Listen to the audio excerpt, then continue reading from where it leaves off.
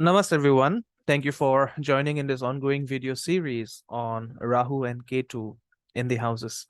And today, being a Tuesday, we will be discussing all about Ketu in the third house. Sorry, Ketu in the ninth house, not in the third house, in the ninth house. So last Tuesday, we looked at the dark secrets of Ketu in the eighth house.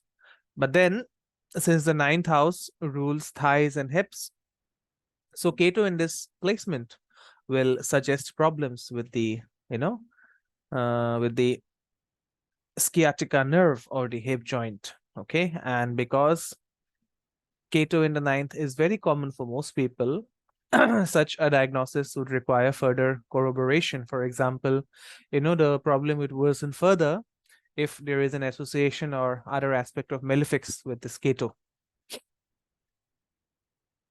Now, Ketu in the ninth may indicate a scatterbrained, unfocused, or a weak father, whose authority is challenged by the more focused native or his or her sibling.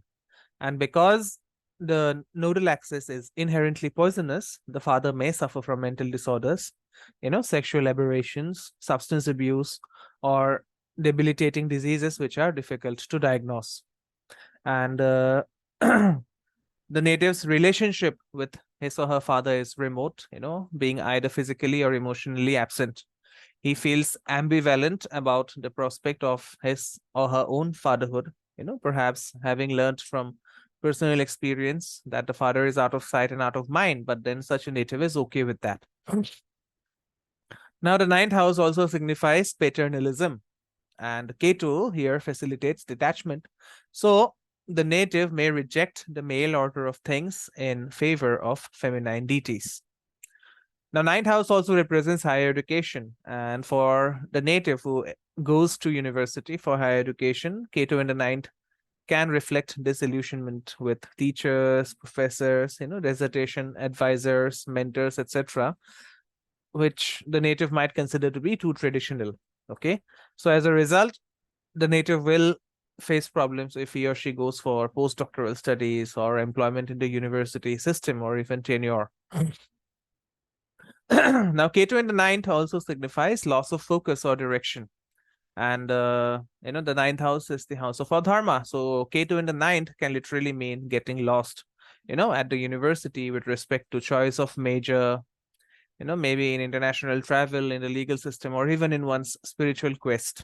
Okay. So my jyotish guru says that Ketu in the ninth is like the wriggling tail of a snake that does not have a head and does not know where to go. So getting a guru or a spiritual guide or even a mentor is going to be immensely helpful. Okay.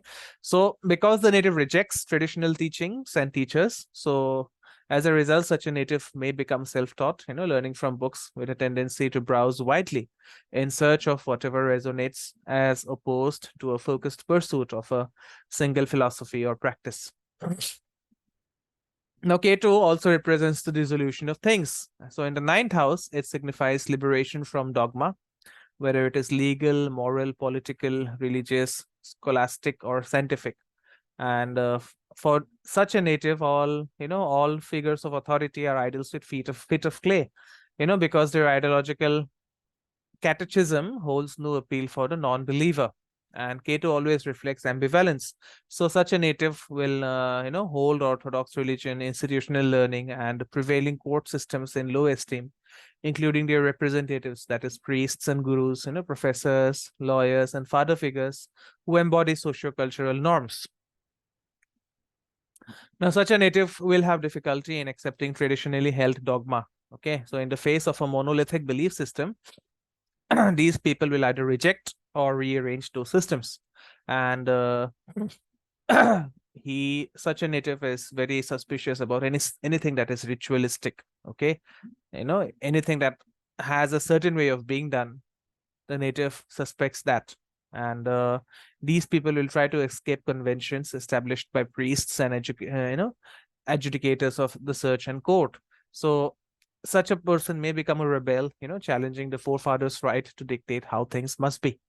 And with little interest in Orthodox religion, these people may become atheists, but then these are usually enlightened atheists because Ketu in the ninth poses no barriers to an eclectic education. Okay. And because Ketu is all about abstraction. This is probably the reason why Ketu in the ninth reflects an aversion towards dogma. So these people are very good with intuition, and as a result, they may communicate with spirits or enjoy a direct line to God, without the intervention of a custodial priesthood. And the father figure or the guru may appear as a vehicle in which, there is clairaudience, there is clairvoyance, or even darshan or dreams. Okay.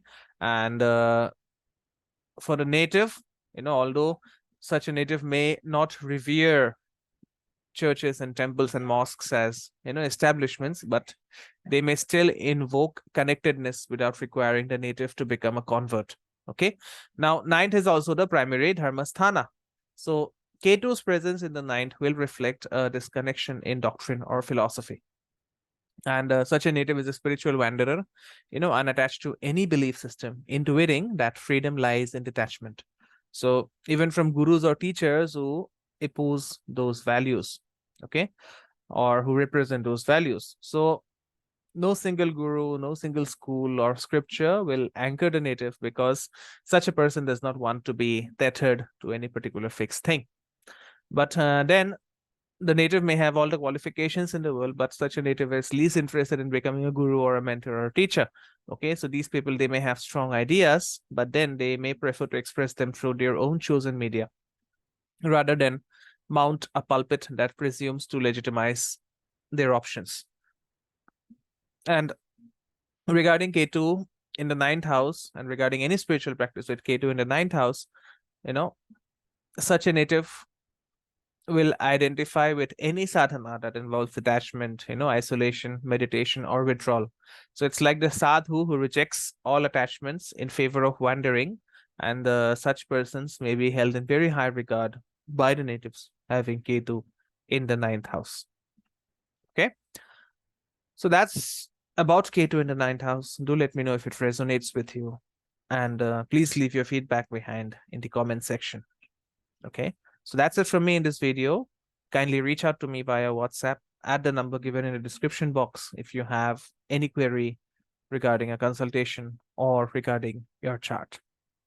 So that's it. I'll see you soon in the next video on Rahu in the 10th house. Namaste. Om Gurave Namaha.